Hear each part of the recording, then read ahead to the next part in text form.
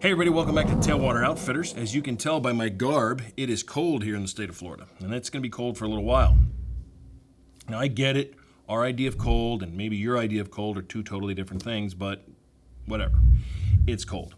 It was like 40 at my house this morning, which for Florida, cold.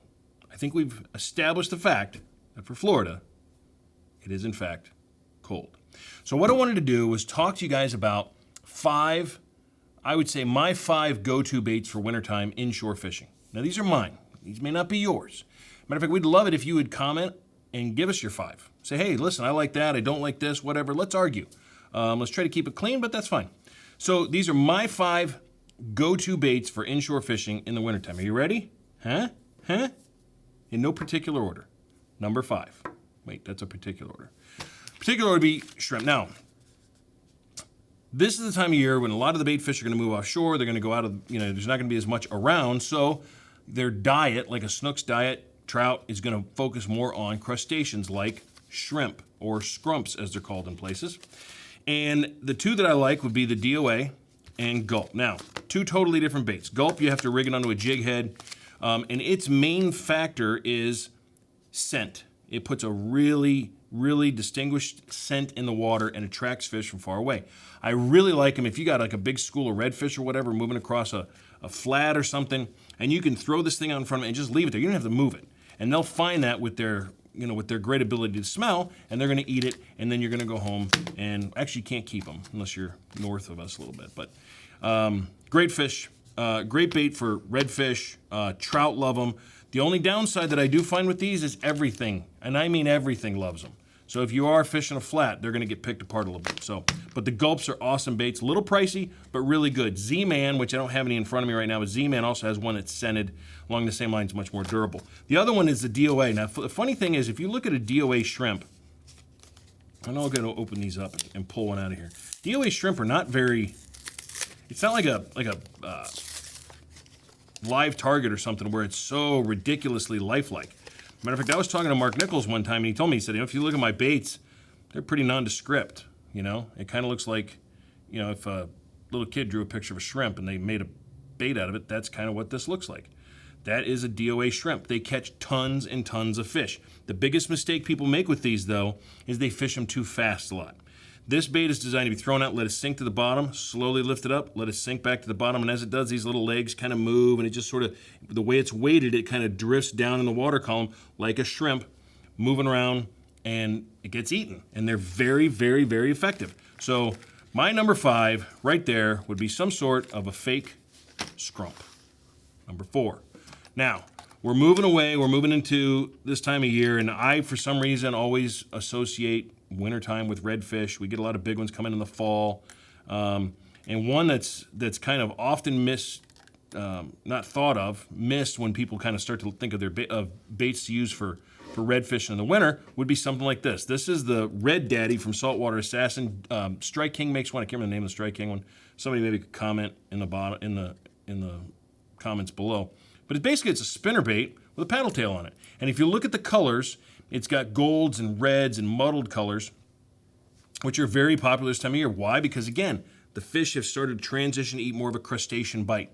So this is a really good bait. It thumps in the water, good for redfish especially, but also trout will eat this thing, a snook will eat this thing.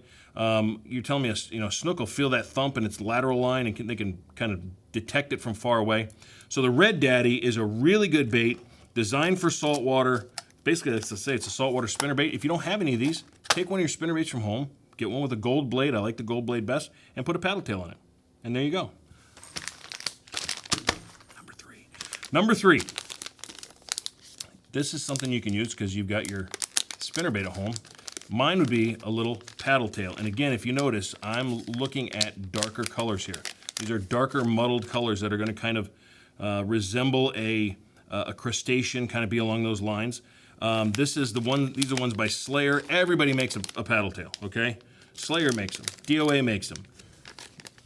Mirror makes them. I mean, just about every company, even the stuff that comes out in freshwater, Gambler makes a really good one if you want a bigger one. But here, this is the Saltwater Assassin. These are a little bit softer than the Slayer, so they really move in the water. A lot of people like the Saltwater Assassin. This is the sea shad. Bass Assassin Sea Shad. And this is the, what color is this? This is Golden Bream. And a great color. And the thing I like about a paddle tail is you can fish it so many different ways. You can kind of reel it a little bit faster on a warmer day. You can bounce it off the bottom slowly. You can creep it so it looks like it's a crustacean. You can just swim it in the water column. Lots of different things. I tend to, my go-to is to throw it out, let it sink to the bottom, kind of lift it up, let it drop, pop it a couple times, I'll lift it up, let it drop, you know, kind of work it like that. It's a fantastic bait, very versatile. And again, I tend to go towards these colors like your crustaceans, your mullet, things like that in the paddle tail, which would be number what? 3. Number 2. Let's go number 2. Make this number. I'm going to save that one for last because I like that one a lot too. Number 2 is an old bait, and that's a gold spoon. Can be fished across a flat. Trout eat them, redfish eat them, snook eat them. I like the gold color better. Silver works well. I probably use the silver more in the spring and the summer. Remember to always put a swivel in the front because it's going to spin as you're retrieving it in, and it'll twist up your line. So put a swivel on it. There's not a whole lot to it. Throw it out, reel it in. I mean, there are some other little different things you can do to it. You know, you can kind of maybe pause a little bit and make it sort of flutter, but for the most part, most people throw it out, reel it in, and it's a great bait. This is the original. This is the Johnson Silver Minnow, but in gold. It's got a little weedless weed guard on it, and it's a fantastic bait, catches lots of different fish, and that is number 2. Number 1. Now, this is the chug bug. Now, why would you use the chug bug? Well, wintertime, not only are you looking at your snook, trout, and redfish, but there are other things, especially a lot of jacks that get up into areas. And these jacks, especially if you fish, here's a little tip for you. Anytime you can find warmer water in the wintertime, you got a better chance of catching fish. So where do you find warmer water? If you live near a power plant, we have the Anclote power plant right here. Now, when I was a kid, the water would literally come out of the Anclote power plant, and there would be steam coming off the water. Now I think they can only raise the water temperature like 5 degrees or something. But they use that seawater to cool the turbines of the power plant, and then the water comes back out, and as it's flowing out, it's warmer, and every fish and their brother comes swimming up in there. Mackerel, jacks, snook, sharks. I mean, everything comes up in there. And when they do, especially those jacks, which can be a day saver. Yeah, you're not catching snook. You can't eat them right now anyway. Why not go out and catch a jack? And when you get a whole big school of jack out there, there's nothing like throwing a topwater, especially a little popper, and bringing it through that school and just having them erupt on this thing. Again, this is a gold color. I do believe, I'm not as big of a believer that color is the most important thing when it comes to a topwater lure. I think a little bit, but especially when you're talking about schooled up fish that are almost like in a frenzy, then it's just they're making a commotion in the water. But this bait right here is one of the most fun because, again, I always would have one tied on. I have a topwater tied on all the time, but especially in the wintertime when you might have those schooled up jacks because it's an absolute blast. And again, just look for that warmer water. Early in the morning, let's say, find a flat that's got dark bottom, dark muddy thing. It's going to absorb heat faster. Docks will absorb heat faster. Places where the water meets like seawalls, that seawall is going to absorb some heat faster. Anywhere, even as little as a 1 to 2 degree warming change can make a biggest difference in your fishing. So it's wintertime. Bundle up. Maybe wear one of these fantastic Carhartt hoodies by Tailwater Outfitters.